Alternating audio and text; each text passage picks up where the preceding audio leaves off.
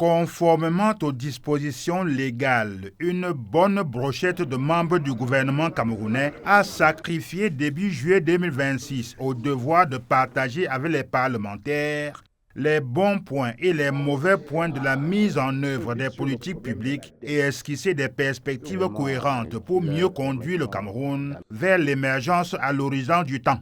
L'exercice dénommé débat d'orientation budgétaire aura donné à voir sur l'analyse pointue du document de programmation économique et budgétaire 2027-2029 élaboré par le ministère des Finances.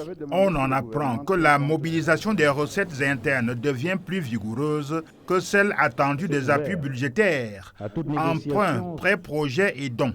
On comprend aussi que cette timidité dans la captation des financements extérieurs rend difficile l'exécution du budget d'investissement public 2026 qui se monte à 2031,15 milliards de francs CFA sur un budget global de l'État de 8816,4 milliards.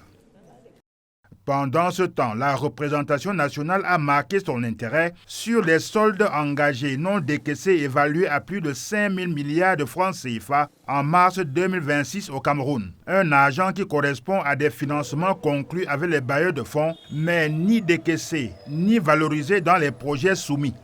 Il faudrait donc faire quelque chose pour juguler ce phénomène qui ne favorise pas une bonne gestion du risque de surendettement de l'État du Cameroun. Après toutes les assurances données par le ministère des Finances, les députés ont milité pour l'endettement prudent, la soutenabilité de la dette publique encore inférieure à 45% du produit intérieur brut et la qualité de la dette qui passe par la réalisation effective des projets qui impulsent effectivement le développement du Cameroun.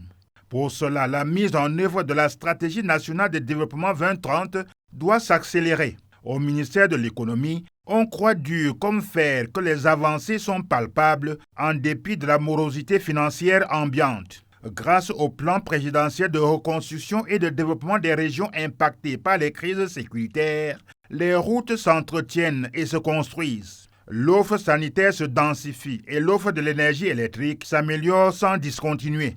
La formation du capital humain se diversifie et l'explosion de l'économie numérique fait allègrement son chemin. Note noire au tableau souligne-t-on le poids financier écrasant des entreprises publiques sur le budget de l'État du Cameroun. Lors de la session de juin 2026, la Chambre des comptes de la Cour suprême a révélé à l'intention des parlementaires que 26 de ces entités ont consommé 750 milliards de francs CFA de subventions entre 2020 et 2025, sans produire de contrepartie en richesse, ni de versement de bénéfices au trésor public de l'État. Autrement dit, le moment semble plus que jamais venu pour les équipes managériales de ces entreprises publiques sous perfusion de transformer l'engagement budgétaire massif de l'État en une plus-value économique conséquente, à l'effet de justifier leur statut d'entreprise susceptible de créer toujours assez de valeur pour pouvoir rémunérer leurs facteurs de production.